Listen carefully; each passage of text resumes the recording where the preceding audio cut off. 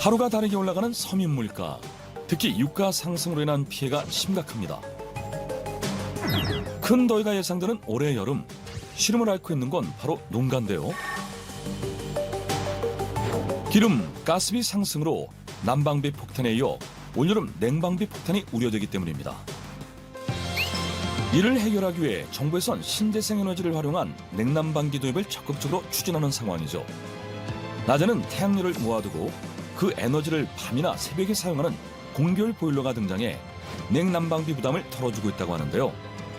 농가의 부담을 줄여주고 나아가 환경보호를 실천하는 친환경 냉난방 시스템을 소개합니다.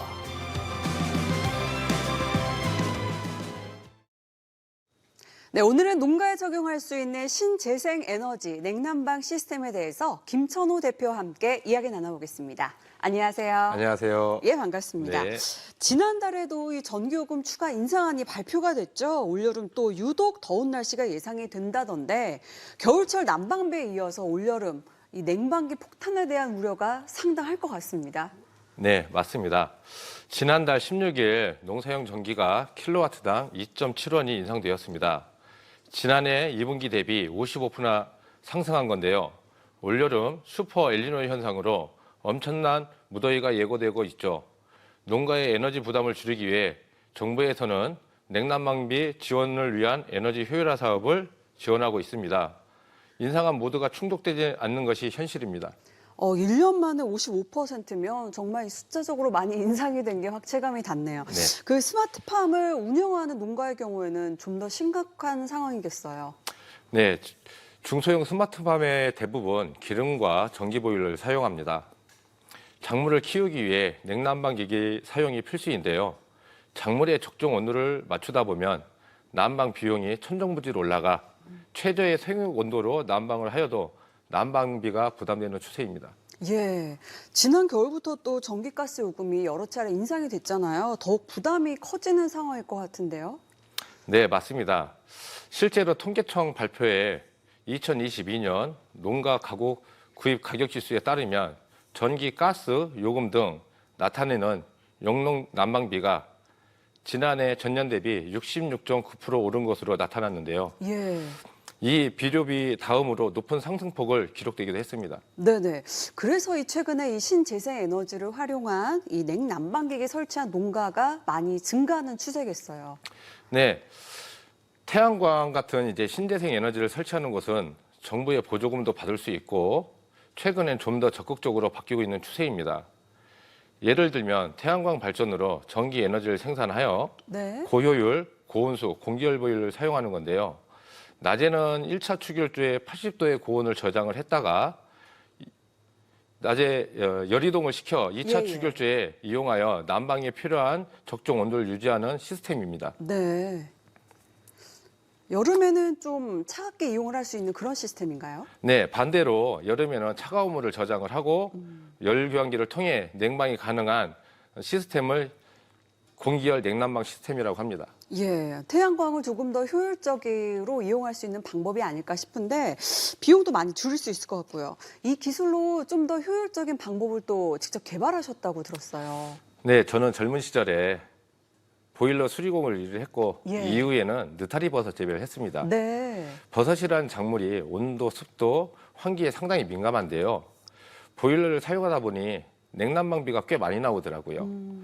그래서 재배 환경에 맞고 비용 절감할 수 있는 기술력을 고민을 하다가 지금의 열이동 방식의 냉난방 시스템을 개발하게 되었습니다. 야, 직접 현업에서 필요로 하셨던 부분을 개발하신 것 같으니까 많은 분들이 네네. 또 널리 이롭게 쓰일 것 같은데 주로 어떤 작물을 키우는 농가들이 신재생 에너지를 활용한 냉난방에 관심을 갖고 있는지 궁금합니다. 요즘은 망고, 커피 등 예. 열대 작물을 키우는 농가에서 많이 찾고 있습니다. 논산에 있는 800평 규모의 열대나무 재배 시설과 보령에는 400평 규모의 커피 농장을 비교하자면 네. 논산의 경우는 실내 온도를 21도를 유지를 했고 보령의 경우에는 13도를 유지를 했습니다. 그래서 논산에 있는 시설은 신재생 에너지 냉난방 시스템을 설치를 했고 보령은 전기 라디에이터를 사용을 했는데요. 네. 2023년 1월 달에 사용량을 비교했을 때 논산은 약 35,000kcal, 예. 보령은 53,000kW의 전기 요금이 확연하게 차이가 나는 것을 알 수 있습니다. 네. 아니, 그 규모 면에서는 800평과 400평, 당연히 800평이 더 많은 비용과 에너지를 썼을 것 같은데 신재생 에너지를 사용하기 때문에 비용은 오히려 절반 수치에 가까운 에너지를 줄일 수 있었다는 게 확연히 차이가 나네요. 네, 예. 많은 농가가 난방비 부담으로 최저의 온도로 농사를 지을 수밖에 없습니다. 네. 이에 따라 생산량과 품질에 떨어져 농가 소득이 줄어드는 것이 현실인데요. 예.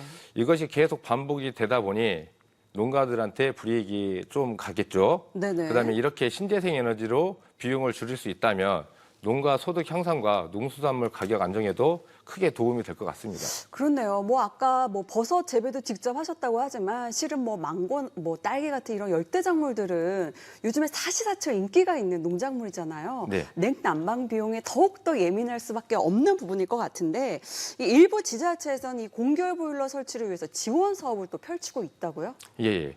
지금 현재 충청남도에서는 농가들의 적극적인 지원 사업으로 예. 공결 보일러를 설치가 이루어지고 있는데요. 오이, 딸기, 커피 상추 농가들한테 다양한 곳에 이제 적용을 하고 있습니다.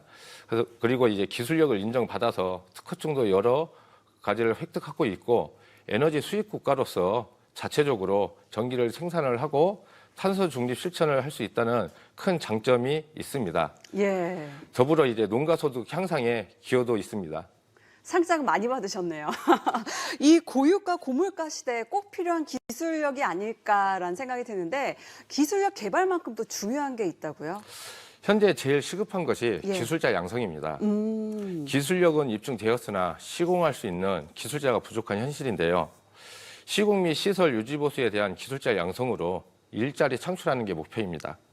추가로 이제 특허 출원도 준비하고 있고 온수를 사용을 하고 있는 건축물에 적용을 했을 때 높은 에너지 절감 효과를 확인했습니다.